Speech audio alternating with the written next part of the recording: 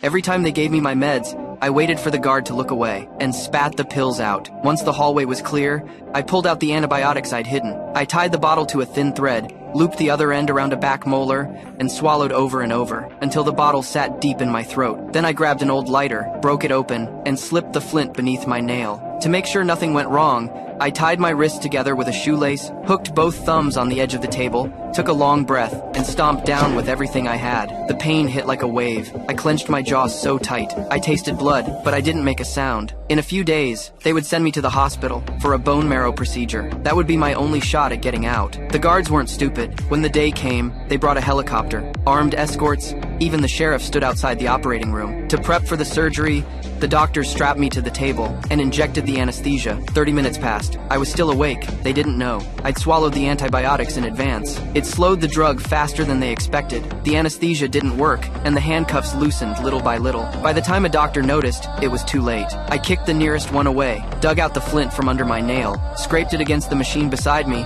and lit the room on fire. Flames spread fast. Chaos followed.